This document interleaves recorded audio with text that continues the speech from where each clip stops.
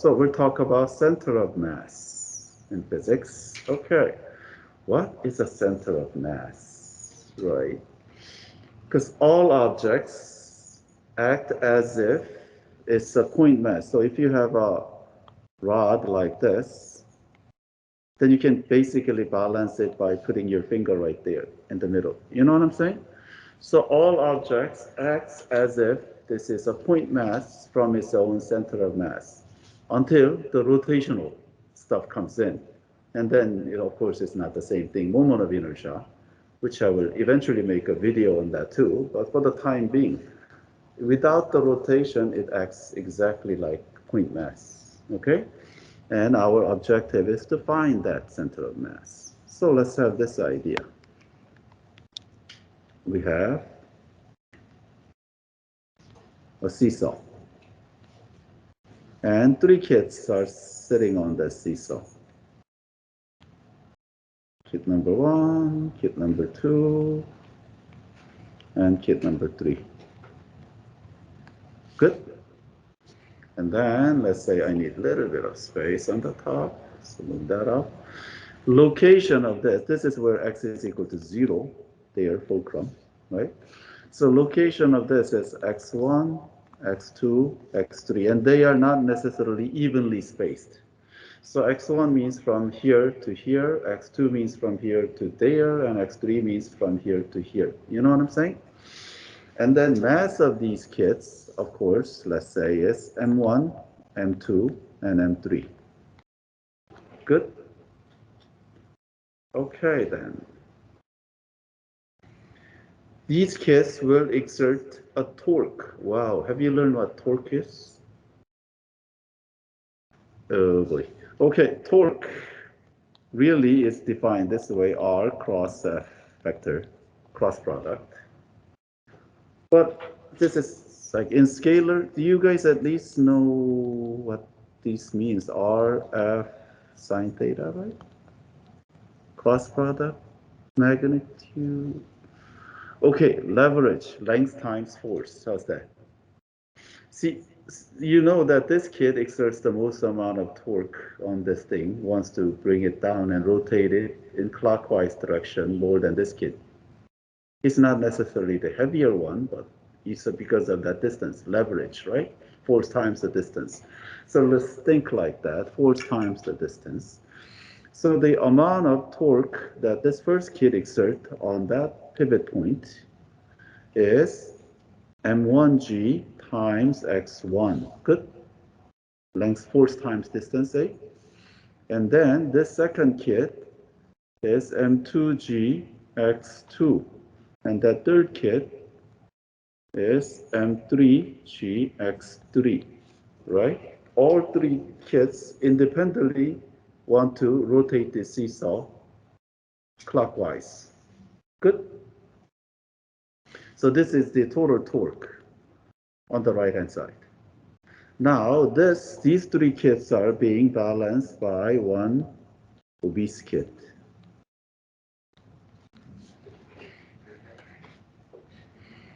Oh, politically incorrect statement, right? Okay. And location of that we'll call x bar. That's center of mass, okay? And then mass is capital M, okay? And this capital M happens to be same mass M1 plus M2 plus M3. So this kid has the exactly same weight as the other 3 kids combined.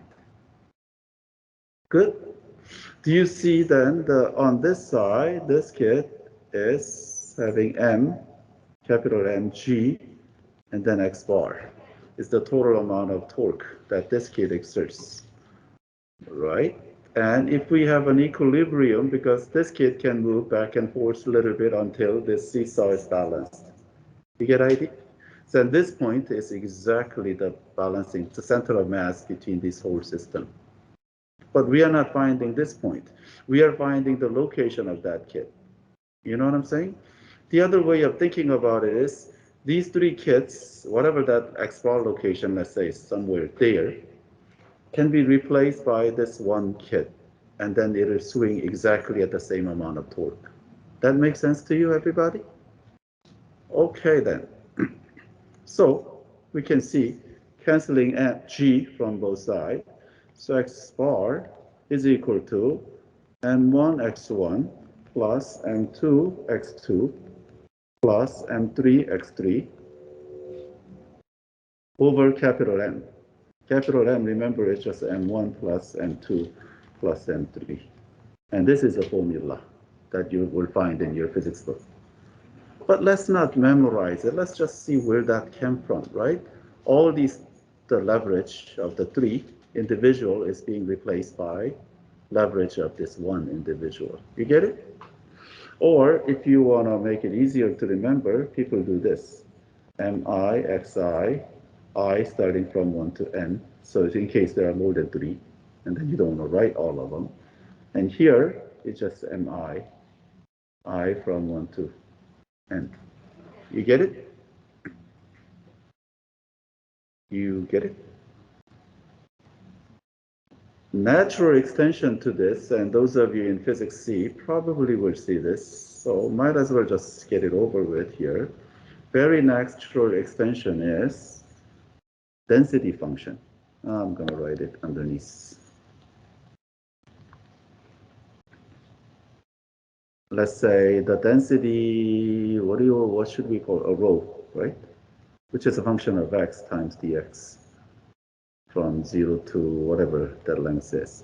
Do you see that if you integrate this density, infinitesimal little weight per each unit length, then you will get the total weight. You know what I'm saying?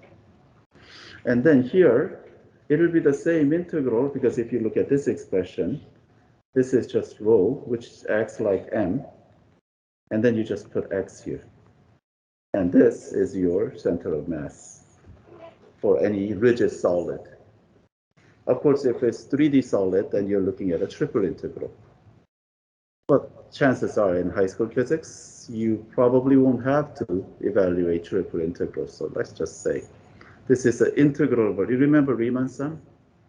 Right? This thing does look like Riemann sum if you take a limit and approaching infinity. Yeah, that's what it is. Huh. Okay. Let's take an example. Say we have three objects. This is M1 connected to this thing, M2, maybe a little longer, M3. Let's say distance between these two is 2 meters, and this is 3 meters. Oh, how long, how much, let's have numbers. M1, M2, and M3. How many kilograms do you guys want? 2 kilogram here, 3 kilogram here, and 1 kilogram here. I mean, I'm just making up numbers as we go, right? The key is, where is x equal to 0? Right? Here we had a fulcrum, so that's the obvious place to put it. But where? And then trick is, it doesn't matter, because we are looking at a total torque. Of course, if we put it at the center of mass, probably somewhere here, then the total torque will be 0, but we don't care. You know what I'm saying? So let's just put it right here. That means right here, x is equal to 2. And here, x is equal to 5 meters. You see how that works? The beauty of just putting it in 1 over 1, probably leftmost or rightmost object, is that this thing contributes nothing then. You know what I'm saying? Let's just review. Instead of memorizing it, let's say our center of mass is somewhere here. Then that entire combined mass times this, canceling g, there is a really g here, right? Is same as m1 x1 plus m2 x2 plus m3 x3. You know what I'm saying? So the center of mass is equal to m1 x1 plus m2 x2 plus m3 x3 divided by m1 plus m2 plus m3. Good. Let's substitute the numbers. This one is 0, isn't it? because they are x1 is equal to 0. You know what I'm saying? This is x1, x2, x3. Good. Plus, this is 3 kilograms times 2 meters plus 1 kilogram times 5 meters over total of, what is this, 6 kilograms. You know what I'm saying? What is this? 6, 5, 11 over 6, right? And units work out to meters. This is slightly less than 2, isn't it? So that's like, well, center of mass is somewhere right there, slightly less than 2. Which means if you have the system like weightless rod with those three, by putting your finger right there, you can balance the whole thing out.